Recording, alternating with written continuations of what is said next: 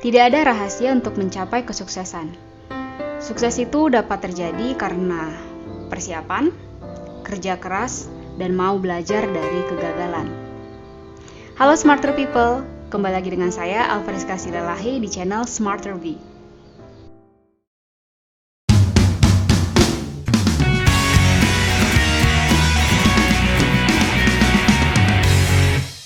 Halo, kembali lagi di seri kuliah Elektronika 1.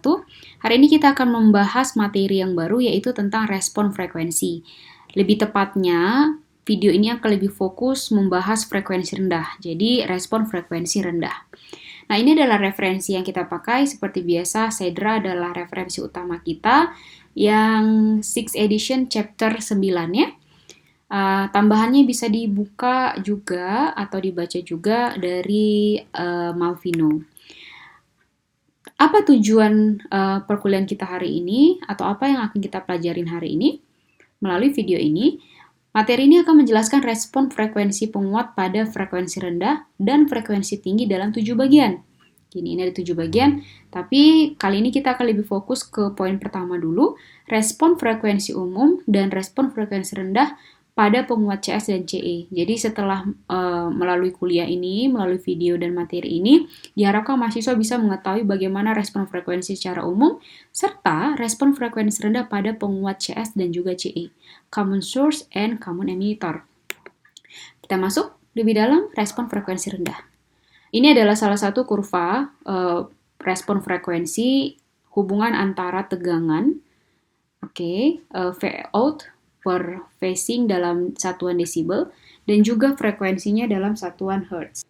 Namun, kita akan recall kembali, pada materi sebelumnya, di bab 5 dan bab 8, kita sudah belajar tentang MOSFET dan juga differential and multistage amplifier. Nah, sebelum-sebelumnya ini diasumsikan bahwa gainnya itu selalu konstan dan tidak bergantung pada frekuensi sinyal input. Sebenarnya, parameter-parameter yang kita abaikan tersebut itu mempengaruhi bandwidth. Kalau misalnya itu tidak diperhatikan, maka nilai bandwidth-nya itu bernilai tak terhingga. Dan hal ini jelas-jelas tidaklah benar pada realitanya atau tidaklah sesuai. Oke? Nah, selanjutnya pada gambar ini yang ada di slide, ini merupakan sebuah sketsa bagaimana hubungan antara gain dan juga frekuensi. Gainnya itu dalam satuan desibel dan juga frekuensi dalam satuan hertz. Nah, dari gambar ini diperoleh bahwa terdapat rentang frekuensi yang lebar, sementara gainnya hampir konstan, yaitu di bagian mana? Di sini. Frekuensi yang semakin membesar, tapi gainnya konstan. Oke, nah ini berguna sebagai apa? Ini berguna sebagai operasi rentang frekuensi tertentu. Jadi sebenarnya kurva ini berguna untuk patokan kita untuk menentukan operasi rentang frekuensi tertentu ya. Kemudian operasi pada frekuensi ini yang tadinya gain konstan, kemudian itu akan menunjukkan bagaimana amplifier beroperasi pada pita frekuensi menengah. Jadi di mana gainnya itu konstan, ini adalah menunjukkan operasi pada midband. Sedangkan kalau misalnya di sebelah kiri, ini adalah operasi pada frekuensi rendah dan yang ini adalah operasi pada frekuensi tinggi. Makanya di sini ditulis high frequency band, mid band, dan juga low frequency band. Sampai di sini bisa dipahami? Oke, kita lanjutkan. Penguat dirancang haruslah sedemikian rupa agar pita tengah atau midband berpotongan dengan spektrum frekuensi sinyal yang diperlukan untuk memperkuat. Sekali lagi saya ulang, penguat dirancang haruslah sedemikian rupa agar pita tengah berarti yang ini, itu berpotongan dengan spektrum frekuensi sinyal yang diperlukan. Jadi berapa spektrum frekuensi sinyal dia harus berpotongan dengan pita tengah ini supaya bisa menghasilkan suatu sinyal keluaran yang justru diperkuat. Nah, bagaimana jika tidak demikian? Amplifier justru akan mendistorsi spektrum sinyal masukan tersebut. Nah, kalau misalnya sudah didistorsi, yang ada jadinya seperti apa? Keluarannya itu tidaklah jadi diperkuat, tapi justru diperlemah. Selanjutnya, ini Respon frekuensi untuk penguatan tegangan didekati dengan konstan atau orde 1. Itu tadi maksudnya di midband. Frekuensi tengah atau midband, penguatan GV atau konstan itu bisa dituliskan dengan rumus yang ini. Jadi ini adalah penguatan midband. Oke, frekuensi tengah, penguatan tengah berupa ini HPF.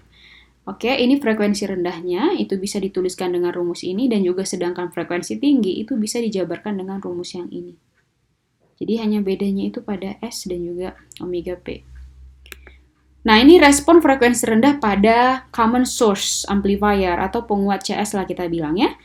Respon frekuensi ditentukan oleh C1, CS, dan C2. Ya, ini tadi saya ralat CC1, CS, dan CC2. Nah, kenapa seperti itu? Kalau kita lihat dari gambar ini, penjelasannya seperti ini.